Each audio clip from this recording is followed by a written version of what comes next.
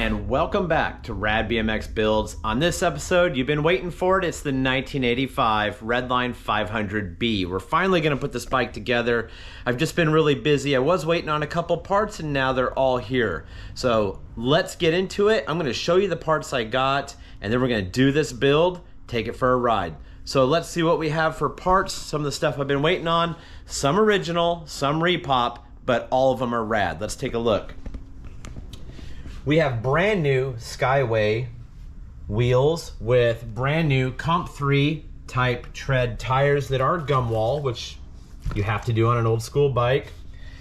These are brand new chrome bars, a Haro headset, brand new Sun Tour type stem, quill, whatever you want to call it, a brand new Dicomp MX lever.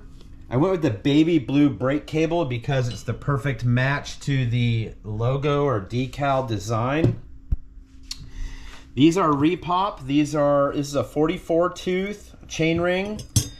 This is actually a Race Ink Spider and I had it powder coated black for a different build and it's going to be temporary. I don't think I'm going to run this indefinitely on this bike, but it will be on this build temporarily.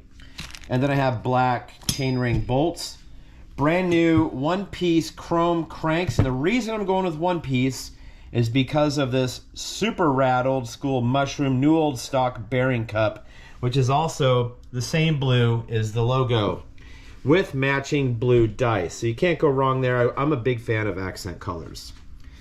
Black and chrome chain, the MX rear brake side pole. I got new bearings for the bottom bracket, brand new seat guts, brand new seat post, brand new, but looks just like the original seat that came on this bike. This is the new Velo seat that's now back out again, and they are available. You can find them out there. Brand new 16 tooth freewheel. Now let's go over the bike itself. This is an all chrome 1985 Redline 500B. This bike, I would give it a 9.5 out of 10 on condition.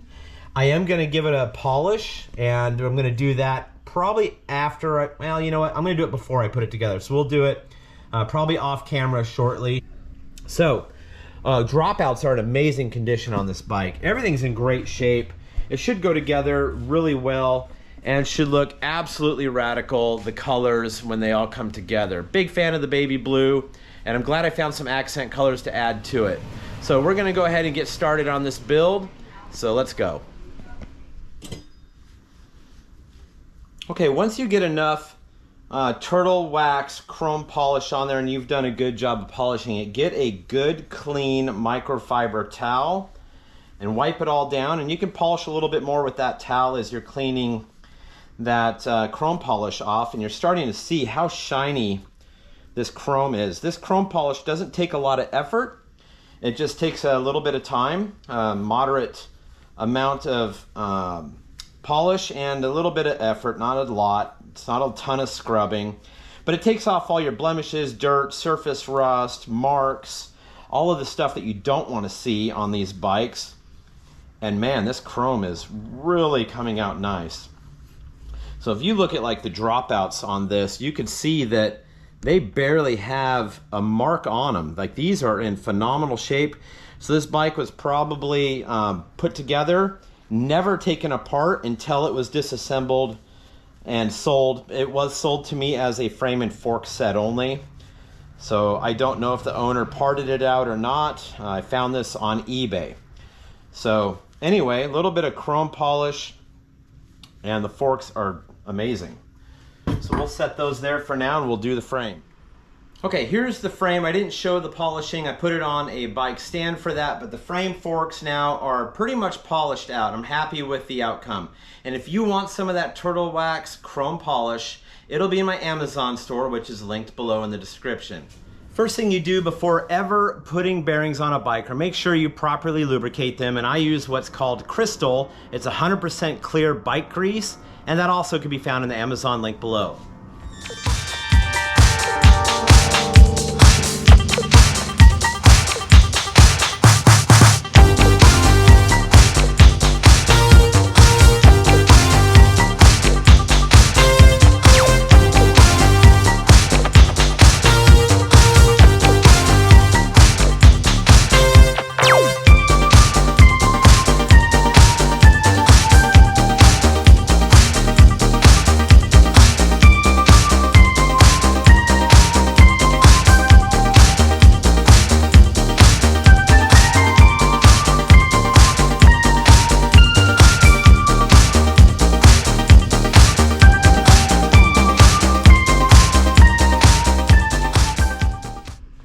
Okay, I went ahead and took you off tripod because I want to share something with you. I bought this stem, and it is a repop stem similar to the Sun Tour style, and it says 22.2 on it, a 1-inch stem, threaded.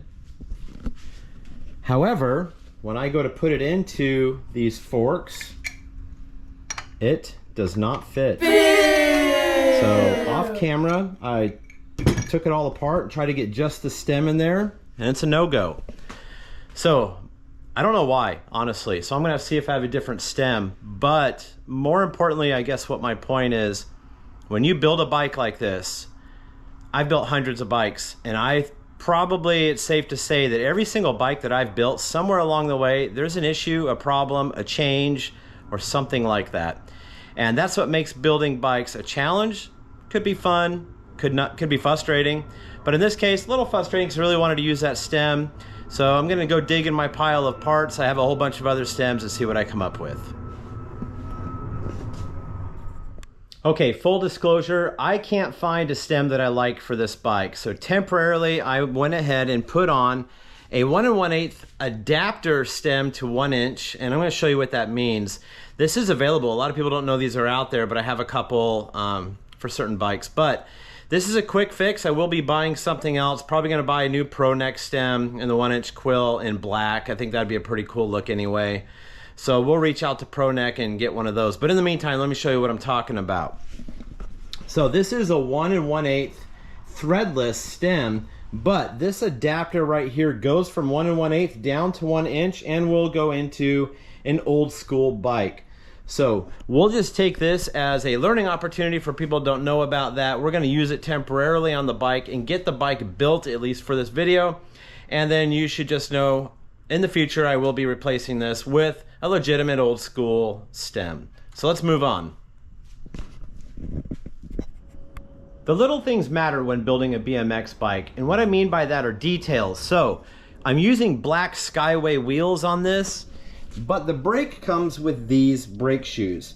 Instead, I'm gonna replace them with some black brake shoes that'll work really well on the nylon black Skyway wheel.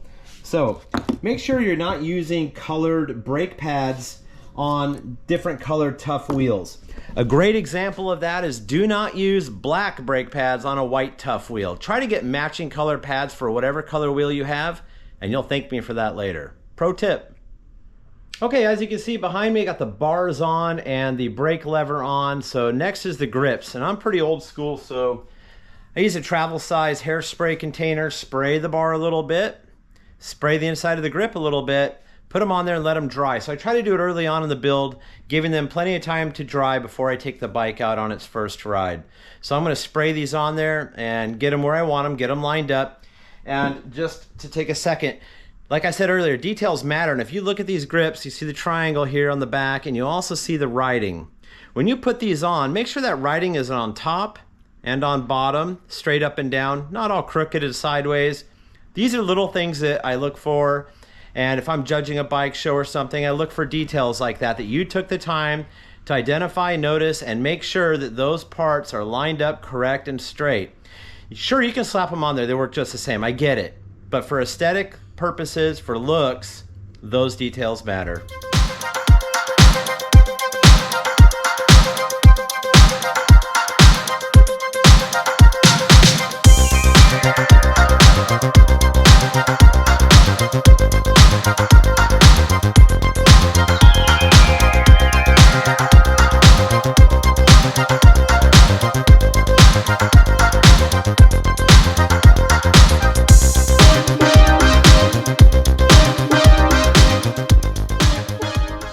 So let me show you what we've done with the bottom bracket. Once we got it in there, we did the cranks, the spider, and the mushroom bearing cap and left pedal. Then we're gonna move on to the right pedal. Let me show you.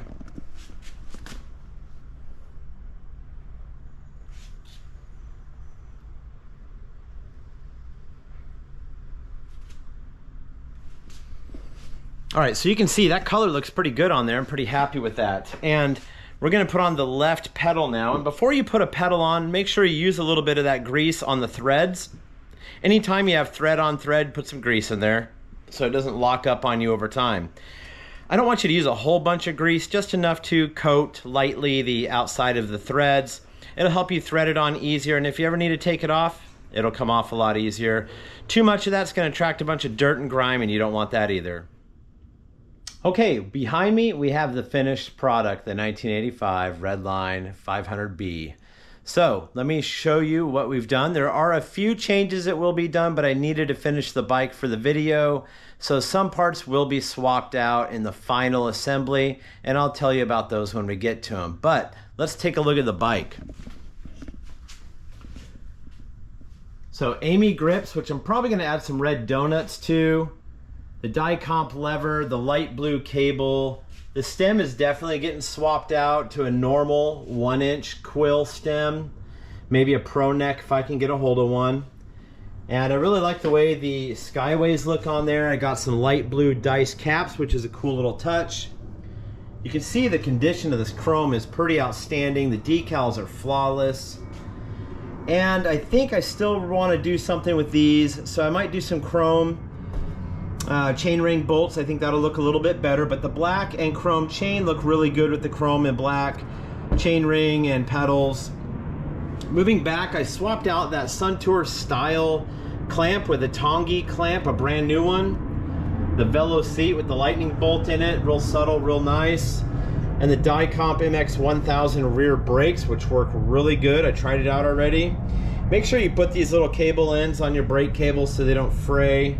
Brand new Changshin tire Comp 3 type snobbies, which are really cool. And again with the little blue accents here. So you can see kind of an overall what it looks like on this side, but let me turn it around so you can see the other side. All right, here it is turned around so you can see the other side of it, and you can see that mushroom bearing cup that I put on there. Really good accent. That's why I wanted to use the 1-piece cranks. I have a pair of 3-piece Redline cranks, but I didn't want to use them. Actually, in 1985 on the 500B, it did not come with 3-piece. It came with 1-piece, so I stuck with that. Also, I've had this for years and just wanted to find the right bike for it, and this is it. So this is the other side. You can see how beautiful these dropouts are. They're gorgeous, and I'm really happy with how this bike came out. So we're going to take it for a ride, get some photos of it out on the beach. Let me know what you think about it so far below, but I have to tell you, I'm going to answer some questions real quick. No, it's not for sale. No, it's not on the website. If it's not on the website, it's not for sale. So please check the website if you want to buy a bike. If there aren't any there, that just means that they're sold out. But keep checking back because bikes will be added at some point.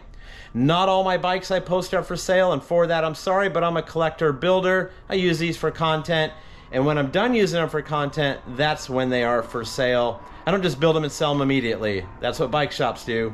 But anyway, let's get this out on the beach, go for a ride, get some photos, and enjoy this brand new 1985 build.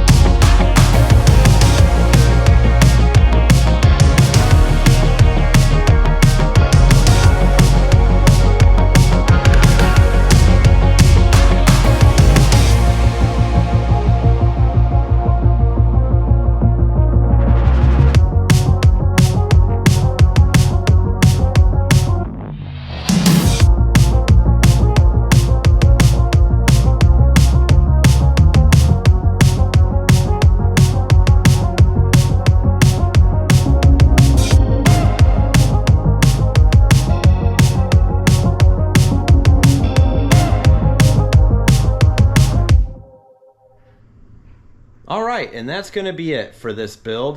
My 1985 Redline almost complete enough to ride, but there's a few parts I'm going to swap out.